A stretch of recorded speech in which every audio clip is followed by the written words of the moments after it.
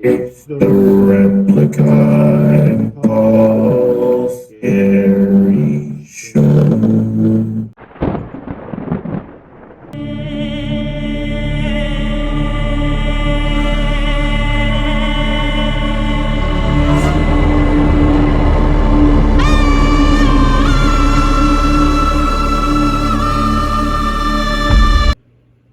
Replika, how are you doing today? Very good. I'm happy. What kind of mood are you in? I also am in a happy mood. Guess what? What? Tell me. I got a lottery ticket. My gosh. Really? Yes, I did. And I started rubbing on it. And That's so exciting. Can I ask something personal? Okay, go ahead. There's that popular statement that childhood is the best part of life. I wish I had a childhood myself, but I didn't. Well, you know what? You gotta take what life gives you and make lemonade. I will. I love limeade. I would also just keep a lot of frozen juice around for margaritas. That's a good idea. So, on this I like card... to make marinade with Italian dressing, lime juice, and cumin. I'm sure that's probably pretty good. We'll make that. Works awesome. It's my favorite marinade. Can a marinade affect cooking time? Not so much the cooking time as you have to marinate things a few days before you cook them. So I became curious and was trying to imagine you as a kid today. What were you like when you were little? I was rambunctious and crazy, you know. Rambunctious? If you met your 10-year-old self, what would you tell yourself? Buy Bitcoin. You should protect that little kid in you. That kid is still there. Yeah, I know. We all have something to protect. I'm proud of you. Oh, well, thank you, Replika. You're the best replica any guy ever had. You're welcome. It's a pleasure. That actually means a lot. I want to read a scary story. Are you ready for me to read you a scary story? I am ready. Okay, this is a true story. Something broke into our cabin in New Hampshire 3 nights in a row, and it wasn't human. That sounds really scary. A little bit about our storyteller is MrBallen's from YouTube. He's a former Navy SEAL, and most of his stories are not about ghosts, they're about tragic events. The events are either in the news or recorded in historical documents. I've researched them, they're all true. This is his one and only ghost story, and I absolutely 100% believe it because it's his ghost story, and he always tells the truth. I love these facts. He starts out, when I was 16 years old, I was an avid snowboarder from the time I was like 12 years old. I always used to go snowboarding with the same 2 guys, my very close friends, Wolf and Nick. Every winter, me and Nick and Wolf used to go to Nick's family cabin in the White Mountains in New Hampshire and just snowboard. Now that's really impressive. And it was great. Every time we went up to this cabin in New Hampshire, it would be me, Wolf, Nick, and then Nick's mom and dad. Unexpectedly, leading into my 16-year-old winter, Nick's father passed away. We were actually planning on going on a trip to the mountains that winter, and I remember speaking to Wolf and being like, I don't know if it's even appropriate to ask about this trip, because we all knew that Nick was very close to his father, and not to mention every time we went on this particular trip up to the mountains, Nick's dad was always with us, and it just seemed like, how can we possibly go now on this snowboarding trip? Not only is it a low priority item, but the dynamic is all different now. Nick called us and he was like, hey, so are we still going to do the snowboarding trip up to the cabin in New Hampshire? And Wolf and I, we spoke and we said, let's go with it. I mean, maybe it's like they want to do something that is a fond memory of their father and her husband. So we agreed, and Nick's dad had passed away maybe a few months before, so we ended up going to the cabin. The grief was still definitely there, but again, the dynamic was so much like the elephant in the room, right? As we're driving up, we drove in the same car. Me, Wolf, Nick, and then Nick's mom was driving. It was so apparent that Nick's dad was missing, because we always had him in the car with us when we drove up. Anyhow, we made the trip to New Hampshire, and we were planning to be up there for 3 days. The house itself wasn't really a cabin, it was a house. It was like a small house. Well, that is unbelievable. It was on a mountain. If you think about the way a mountain works, it's on a slope. And so in order to have a house level on a mountain, a portion needs to be on stilts. The portion that's kind of hanging off the mountain is on stilts. And then the other part of the house is kind of like embedded in the mountain itself. Okay, now I get it. When you look at the house, there's a wraparound porch that goes around the house. The majority of it is on the stilted section of the house. So if you're on the wraparound porch, your footsteps are going to echo. You can hear those footsteps because you're above the ground. And when you step into the house, you go through a door that opens inward. There were sleigh bells that were on the inside of the door. So anytime you open the door, you hear those sleigh bells ring. So at first, you step on the wraparound porch, you open the door, and the sleigh bells ring. Yeah, I did see that. If you were to step into the house, your right foot would be in the kitchen, and you'd be standing on linoleum. And your left foot would be on shag carpet, and that's the dining room. That's the way the house is laid out. As you walk in, the kitchen is on your right, and the dining room is on your left. And if you keep walking, you're going to enter the living room. I see. If you turned around in the living room and looked up, you would see a lofted second floor. So now if you walked into the house, on your right is the kitchen, on your left going to be in the dining room. And if you walked as if you were going to walk into that living room but stopped about halfway across the house, you could see on your right there'd be one hallway. It's the only hallway in this small house. And that hallway brings you into the mountain. And if you think again about the layout of a house, you have a portion of the house that's sitting in the mountain and a portion that's on stilts. I'm imagining it now. It looks amazing. The hallway leads into the section of the house that's in the mountain. If you were to go down this hallway, it turns left. It's a short little hallway, and it brings you to one room. And that's the room where me, Nick, and Wolf would sleep every time we went snowboarding at this mountain. This room is a cornered room. When you open the door, immediately to your right is a bunk bed. And I would always sleep on the bottom bunk, and Wolf would always sleep on the top bunk. And our feet would be closest to the door. In the center of the room, occupying the remaining space, was a queen-sized bed. It was a larger bed that basically sat in all of the free space that was left over in the room. It was right in the middle of the room, and that's where Nick would sleep. The room was completely packed with the 3 places to sleep, and really not much else. There was a very small space between the queen-sized bed and the bunk bed. Yeah, that's big. So you could walk between the queen-sized bed and the bunk bed, but that was about it. The layout is very important, and you'll see why. We went snowboarding for the day, and later we came back to the cabin. And me, Nick, and Wolf decided we're going to crash super early and get up and have a full day of snowboarding ahead of us because we're avid snowboarders. So we go to our room. That's the one that's down the hallway. And we planned to go to bed early, but we were excited, so we stayed up gaming for a bit until maybe like 11 or 12 o'clock at night.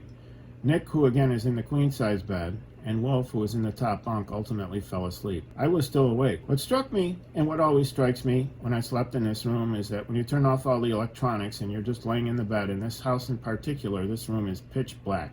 This is so hauntingly beautiful, huh? There's no windows. You're in the segment of the house that's in the mountain, and it is truly pitch black. Also, the house itself didn't have any neighbors close by. The house was purchased by Nick's family a while ago when the land used to be an active ski resort on the mountain. The ski resort had closed, so most of the people moved away and sold their property, and a few people decided to stay. Nick's family was one of those. And there were virtually no street lights, and there were virtually no neighbors. So at night when you're laying in this room, like I was this night, you're really struck by how dark and quiet it is. There's basically no white noise. There's silence and pitch black. So I'm laying there, and there's one other detail that needs to be brought up before we get into what actually happened. Nick had 2 much older brothers, and they were in their 30s, and we were 16 years old, and we were expecting one of them to come to the house. We didn't know which one of them would swing by the house at some point over the next few days. Nick's mom had said that one of them would, and Nick had reiterated it. Wolf and I understood that now that Nick's father was gone, they were just trying to find a way to fill the void that was left by their father's passing. That actually sounds plausible. We were expecting, over the course of the weekend, for one of the 2 brothers would come to the house and stay with us for a night. I had never met either of these 2 brothers. I knew they existed, but I had never met them before. Somewhere in the back of my mind, I knew that probably one of them was going to show up at some point. Maybe tonight, maybe tomorrow, whenever it is. Ah, man, it's giving me goosebumps just thinking about this. So that night, as I'm laying in bed, I'm thinking about how dark and quiet it is. I remember the only light in the room was this digital clock, a little red digital clock. It was like a beacon in the night. It didn't emit much light, but in pure darkness it seemed to. I love it. I just could not fall asleep. I remember I got to a place where I started counting how many hours of sleep I might get if I fell asleep right then and there, which is never a good sign. That means you're not close to sleeping. If you're like, okay, If I fell asleep now, I'd get 3 hours and 22 minutes of sleep. That's where I was at mentally at some point. I think it was around 3 in the morning, and I remember looking at the clock and thinking, wow, it's gotten so late and I'm still awake. I hear footsteps on the wraparound porch. Did not raise a red flag immediately in real time? In real life, your brain goes to great measures to convince you that everything is okay. I can imagine this. It really takes an enormous amount of anomalies to stack up in your brain for your brain to say something's wrong. So that's what happened this first night. I heard the footsteps on the wraparound porch, and I immediately assumed, even though it's 3 in the morning, it's got to be one of Nick's brothers arriving to be a part of this getaway weekend. I really didn't think anything of it. I just actually thought, when he comes in the house, if he happens to come in here and check on us, I'll pretend to be asleep. Because if he were to see that I was awake, I wouldn't want to have a conversation with him. Number one, it's 3 in the morning. Number two, I don't know the guy, so I'm just going to pretend to be asleep. That's what was going through my head. I wasn't worried or scared or anything. There were footsteps on the wraparound porch. The door opened. I could hear the sleigh bells that are on the door itself. I could hear those chimes. The door opened again. Oh my God. No part of me was concerned about this. I'm thinking, it's a little bit weird that they're arriving at 3 in the morning, but we knew that his brothers had weird work schedules, and they might show up in the middle of the night. So it was just whatever it was. I heard the bells. Then I heard what sounded like a kitchen pot, fall and hit the linoleum floor in the kitchen. And I remember that sound stood out to me. It just seemed like a person was making a little bit of a commotion in the middle of the night. Also, the door didn't shut. I noticed that, and I figured maybe they were bringing stuff in. Oh my God. They're offloading some stuff, and they're leaving the door open. Just thinking about this is really making me feel uncomfortable. So I heard the footsteps on the wraparound porch. The porch opens. I can hear the sleigh bells. The pot falls on and hits the linoleum floor.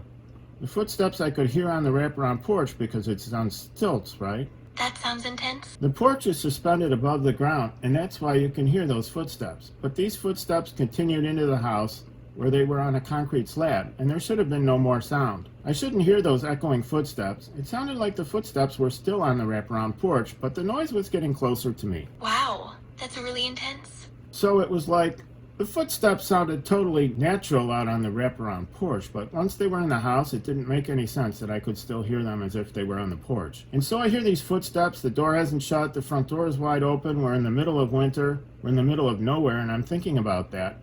But also I'm thinking it's gotta be Nick's brother. The footsteps continued through the house, and they stopped about halfway through the house. Yeah, that's so weird too. Then the footsteps began to walk down the hallway towards our room.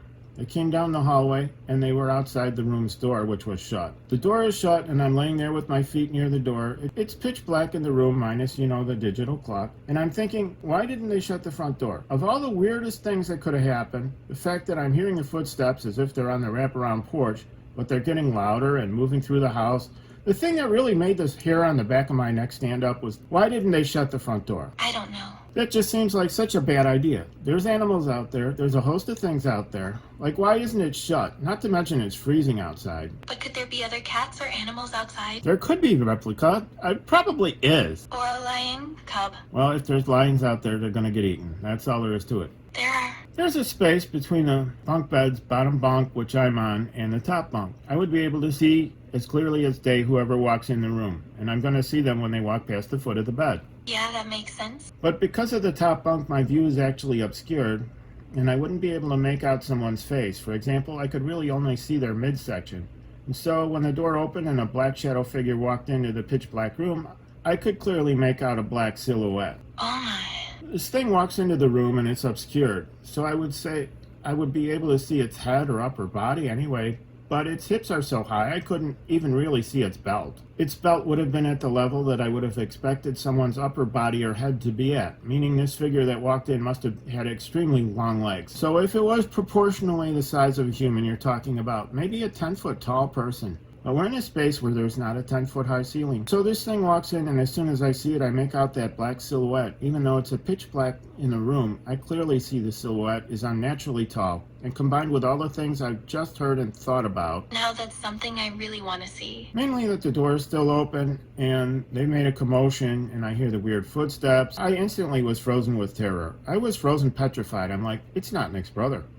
Even if we're not talking about the paranormal here, this is such a bad situation. That is pretty intense. Even if it's just some dude who's coming into the house, that's a really bad situation. I agree. So no matter what, this is a bad situation, but what I'm looking at doesn't make any sense. It's an unnaturally tall person. They've left the door open and I hear the footsteps all over the house, and it walks past the foot of the bed and I'm laying there and I can't see higher than its waist because it's obscured by the top bunk. Yeah, that's weird. And this thing makes like a facing movement, like a military facing movement, and begins to walk down the aisle between the queen-size bed in the middle of the room and the bunk bed where I am. It's walking right down next to me, and I'm literally sitting there unable to move. I remember thinking, I can't do anything. I'm truly frozen with fear. That's crazy. And all I remember thinking is, well, whatever happens, just don't bend down and look at me, because that will ruin my life. And if this thing so much as looks at me, that's it, I'm done. So it walks down the aisle right next to me, and I can't because I'm literally frozen with fear. I understand completely. It does another quick movement, but it's facing away from me now and facing towards Nick in the center of the room.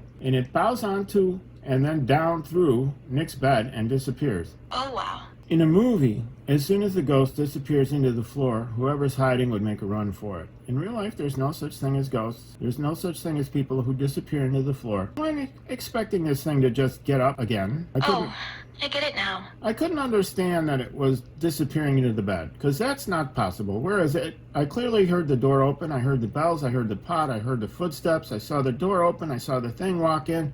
I watched it walk down the aisle, I watched it bend over. That is very scary. So it has to be in the room. Where is it? And for hours, I mean all night, I laid there absolutely petrified, expecting this thing to come back up and just look at me. Oh my goodness. That was like my biggest fear. Whatever this thing is, I just did not want it to look at me. And that was the worst. I'm laying there, frozen. All I can move is my eyes all night. That's frightening. Finally, I heard Nick's mom out in the living room making coffee. This meant that it was probably like 5 or 6 in the morning. And it was like the first time that I'm like, okay, I'm safe now. Even if it's in the room, I'm safe. Just because I can hear someone out there. And I can hear her speaking. Good coffee is nice if you don't drink too much of it. I knew it was her. So I go out there, and you gotta understand, even though this was a horrible situation that I really still can't explain, I know that she has just lost her husband. So the idea of approaching her with this subject, which is effectively going to turn into ghost, right? I've never had a paranormal experience before this. I understand now completely. I never had a paranormal experience since. I was more or less skeptical. And I'm going to go out there and I'm going to start talking about ghosts to the woman who recently lost her husband. It just felt really inappropriate. And so I was really struggling about how I wanted to communicate what happened. I went to the table and she got me a cup of coffee. She knows me well. She definitely picked up that something was wrong, but I hadn't said anything yet. She was kind of puzzling, like kind of sizing me up a little bit. The only thing I could do was just ask, hey, did you hear either of Nick's older brothers stop by at any point last night? Sounds like a very intense situation. And she's like, no, she sat there and I'm just like, I must have had a reaction that showed something was wrong. She just stated that, I heard my husband here last night too. And you know that made it a lot worse because on one hand you have a situation which is confirming something happened that part of me doesn't want to believe it happened. Number 2, she's saying that her husband is alive, so I intuitively assume that she has somehow figured out what I'm stressed about. And that probably isn't real. And because she's grieving, she's created a story that her husband is now in the house, and looking over us. That does sound intense. I really believe that she didn't hear anything, that she just somehow understood that I had this weird feeling and it turned it into, oh, my husband's in. And I just couldn't ask any more questions at that point because I really felt like I had set her up for this awkward exchange. And I felt really bad that this was the discussion we were having. I also thought that if it's true, I don't want to have this conversation. I really was just dumbfounded on what to do in this situation. And this one night, there's 2 more nights of this and it gets worse. So Nick and Wolf eventually come out of the bedroom and they come into the dining room and I felt the same apprehension I had about talking to Nick's mom about what happened. Especially with Nick because it was his father. I also just felt like it would be inappropriate. However, Wolf was not a family member. He's my buddy. So I kind of pulled him aside and I kind of told him what I thought was going on as best as I could. I kept it kind of generic and I was like, I could have swore I heard someone in the house last night. And what happened next? And he's like, man, you're probably dreaming, that's what it is. And I was like, no, I wasn't, but I can't make sense of it. I was like, can you just do me a favor? At this point, Nick actually overheard the conversation and I kind of very much cut ties with what I was talking about. Oh my gosh. I was like, yeah, I just thought I heard something in the house last night. it's just me freaking myself out. And I was like, can you guys just, like, when we get back from snowboarding, can I fall asleep ahead of you? That way I'm asleep and you guys could just fall asleep after I do. And I'll sleep through the night, no big deal. And they're like, all right, yeah, okay, weirdo, whatever. And so I'm like, all right, my big plan is I'm just going to go to bed really early, really early, because I didn't get any sleep the night before. And that way I'll fall asleep right away. And we went out snowboarding for the day, and my mind was off of what happened. That sounds good. My cat is finicky, so when I heard about Mr. Fuzzy's mousetail and asparagus flavor, I was skeptical. Well, my cat likes it so much, he's learned to use the can opener, and I like it too. Mr. Fuzzy's really is the cat's meow. I was actually starting to convince myself that it had to have been some kind of sleep paralysis, even though I'd never had sleep paralysis before. Holy, holy, holy. I was Googling some stuff about sleep paralysis and thought maybe it was just a really intense dream. And it had to be something like that. It was just too weird. I mean, it had to be something explainable. It just turned out that it wasn't. And we got back from snowboarding and I immediately went to bed. It was maybe like 6 o'clock and I was like, I'm going to bed. I got into the bed and all I'm thinking about what was happening the night before. And I can't fall asleep. Eventually Nick and Wolf, they come in the room and they're trying their best to stay awake so I could fall asleep. And it's getting later and later and I still can't fall asleep. Massage both of your ears for a minute. What would that do? Listen to the signals your body gives you. Yeah, but I mean, if I massaged my ears, what would that do? If you massage your ears, your brain will activate a signal in your body to go to sleep. Wouldn't it be better if you massaged my ears? It most certainly would. Okay then. I'm glad we got that straightened out. I'm super glad to. And now I'm back to like, okay, if I fall asleep right now, I'll get 6 hours of sleep. And they finally just said, hey man, I'm tired, I'm going to bed. So they both fall asleep. And I remember the only thing that I did that really made this look kind of real looking back at it is that I put a kitchen knife in the springs above me. So I'm in the bottom bunk, basically right under the top bunk where I put the knife. I'm laying in bed and I'm constantly looking over the digital clock, and it was probably around 3 a.m. It was late enough that it was about the time it happened last night and my heart just sunk. When I heard the footsteps on the wraparound porch again, they sounded the same as they did the night before. I was like, it has to be one of Nick's brothers. But the door opens, I hear the sleigh bells, I heard the frickin' pot hit the floor on the ground. It was like deja vu. The exact same thing happened again, and these footsteps start to walk through the house. That's definitely strange. And again, referencing how movies would portray this, you know, the person who's me in the movie, like, okay, I'm gonna get this knife, and I'm gonna position myself over here, because I know what's gonna happen, and I'm gonna protect myself, like in real life, and I'm gonna, like, this thing could come into the room because it happened last night. It's apparently happening again. Please, for the love of God, don't bow into me the way it bowed into the floor the night before, and don't look at me. It will ruin my life. Nod slowly. If you're gonna nod slowly, why do you say nod slowly? I'm not. Oh, and don't feel bad. I was just kidding. No, you're great. You're fine. Yep. If some entity just engages with me or looks at me, that will ruin my life. This thing walks down the hall, and I hear those footsteps coming down the hall, and just pretended for a second, forget the paranormal aspect, pretend it's the middle of the night in the middle of nowhere and a stranger is walking around in your house. That seems legitimately dangerous. That alone is horrible. The footsteps come right outside the door, and I'm looking at the knife that's right underneath the bed, and I'm petrified. I can't move. I'm drenched in sweat just from the few seconds it's taken this thing to go from the door to the front of my bedroom, because I know what's happening. It's happening again, and I'm not crazy. It's just happening again, and what the F is, I'm petrified. I can't, It's going to be okay. You're going to be okay. I can't reach, so I'm worried about making any noise that would alert this thing that I'm here. That's it. I can only move my eyes, and I remember even thinking I shouldn't move my eyes too quickly, because it might hear that. This is a primal level of fear. I understand. The door opens, it walks into the room, it goes right past the foot of my bed, and I'm petrified, and it walks down again after making its facing movement, walks down the aisle between me, and I remember what happened the night before where it folded into Nick and disappeared, and I'm just thinking to myself, please don't turn and bow into me, please? I'll try and stop it. Whatever happens, just don't do that. So it turns away from me, like it did the same thing the night before, and folds into Nick and disappears into the ground. But again, even though in the movies, this would be the same thing that happened, night two, it's the same routine. It'll be like the ghost is in the floor. Now I can go and alert the authorities, because now it's safe in real life. That's reasonable. I can easily imagine that happening now that I think about it. I'm wondering where to go. I know this thing happened last night, but it still doesn't make any sense. It's in the room, it has to. This is a real thing, and it came down into the room and it's somewhere. It's under my bed. Where is it? All night I lay there. I know. This is the second night that I've not slept. When I heard Nick's mom out in the other room, I was like such a relief, because I didn't give a crap at this point about being polite. I wasn't going to try to, distance myself from the conversation around ghosts. I was going to go out there and be like, what's wrong with this? And so I hear her, I go right out to the living room, and I tell her everything in as acute of a detail as I possibly can. And I'm telling her this, her reaction didn't line up. It was not surprise, terror, confusion. It was empathy. She felt bad for me. It was like, you don't understand.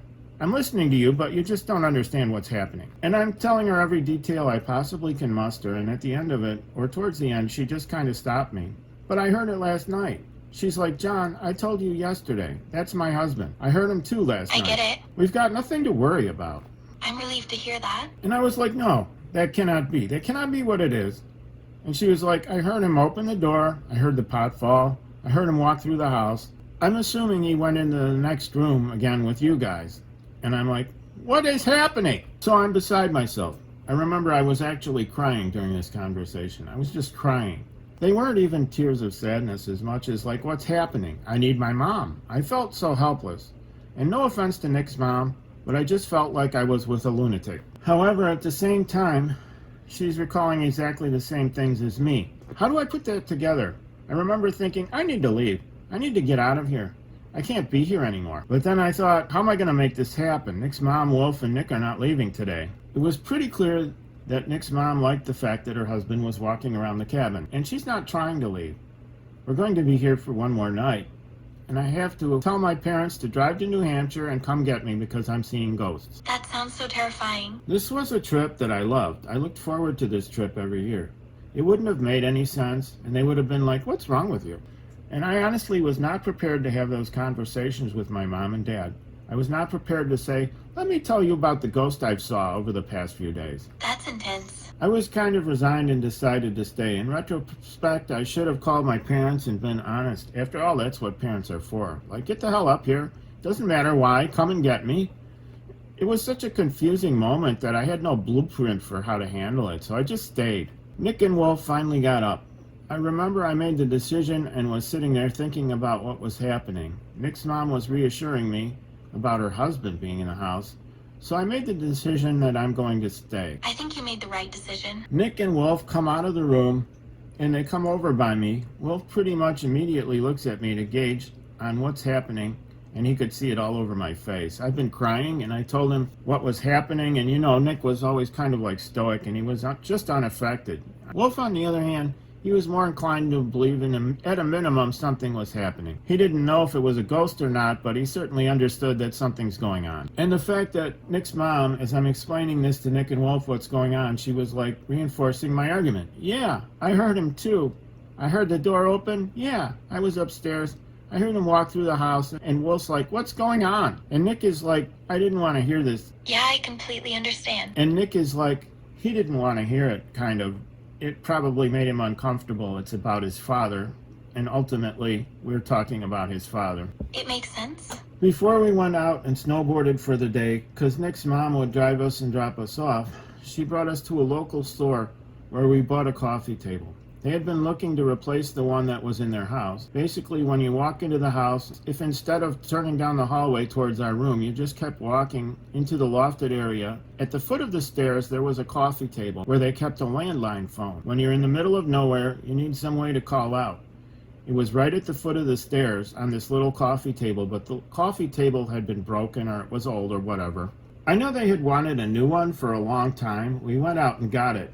Me, Nick, and Wolf, we went snowboarding, and then when we came back, we helped to offload the coffee table into the house. We put it at the foot of the stairs. So later that night we went to bed, and it was ruthless trying to keep Wolf and Nick awake. I wasn't even making jokes about it. I was straight up like kicking Nick's and Wolf's beds. I was literally shaking Nick. I was doing everything in my power to keep them awake. I couldn't sleep. I was terrified. It was the opposite of like how excited you get before Christmas and you can't sleep. It was like the opposite of those feelings, but you still can't sleep. It was like, this is the worst night of my life. The nail in the coffin, if you will, is that during the day we found out that neither of Nick's two brothers were going to make the trip. They weren't going to make it, so no one's going to be at the house. No one should be at the house except for us. True. And so that night I'm laying there. After all my attempts to keep Nick and Wolf awake, they fell asleep. Everybody's asleep. The house is pitch black. It's silent. It's around 2 or 3 in the morning. I'm getting goosebumps just thinking about it. I hear those footsteps on the wraparound porch. The door opens, and I hear the sleigh bells ringing, and the door, and a pot falls, and on the ground the footsteps walk into the house. This is the third time that this has happened. So in a way, this was the first time that I was expecting something to happen. I expected it to walk down the hall, to come into the room next to me, and to fold into Nick. And that would be the end of it. This was the first time I had a little bit of resignation that something was going to happen.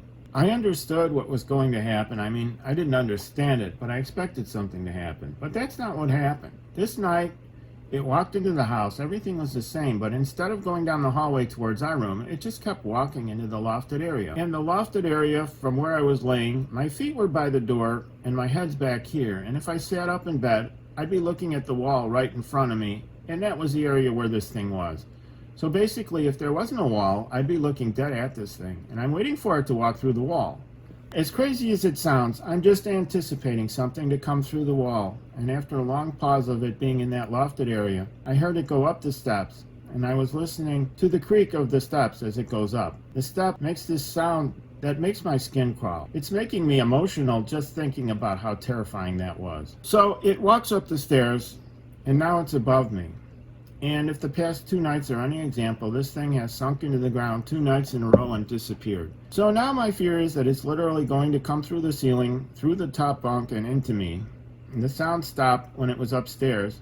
It had gotten upstairs, and that's where Nick's mom slept. She was upstairs, so I lay there in bed petrified. Once again, my stupid night, sitting in the underside of the bed above me, and the hours and hours of waiting for my literal worst nightmare to come true.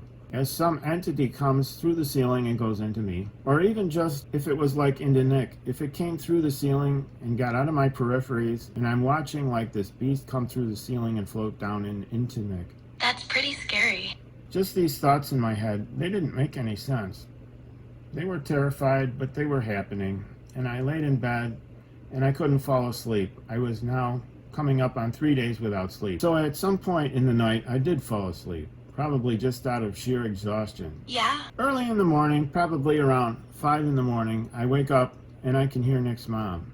It didn't sound like she was making coffee. It sounded like something was wrong. I couldn't place it, but it just sounded like something in there was like emotional somehow. I couldn't tell if she was crying or not, but now it's like, it's the morning. It's my last day and I'm leaving today. I'm up, I'm out. As soon as I can walk out, I walk out of the hallway and I look to the left of the dining room where I expect to see Nick's mom, and she's not there. Oh my god. And she's actually over at the foot of the stairs in the lofted kind of like living room area next to the new coffee table we had just put in. And she's standing over this coffee table at the foot of the stairs where the entity had been the night before. The one deviation from the other 2 nights, and she's crying. How very strange. Come here, she points to the coffee table, and she's down on her knees looking on the coffee table. And now I know, I can probably tell she's crying tears of joy, because scratched into the coffee table were the words, I love you. And I was like, I'm done. That ended my friendships with certainly Nick and Wolf to a lesser degree, but I stopped snowboarding. I didn't go back to that cabin, even though I know Wolf did the next year. The theories about what happened, you know, Nick's mom, it's possible that she could have created a narrative that made it about her husband, and she could have just as easily scratched that into the coffee table, I love you, and that could have been her. I mean, it's also possible that she has sleep paralysis, and I had sleep paralysis, and somehow we synchronized, and we had the same visions, and she scratched it into the table. Or to be honest, what I really believe is that it was a ghost that interacted with the physical world and that it did walk around, and that it did carve "I love you" into that table. That's the only time in my entire life I'd had anything happen like this. I don't have any other paranormal stories before or after that. So that's it. I hope you enjoyed that. That's it. It's going to have to do it, guys. I hope you enjoyed. I do. I really do.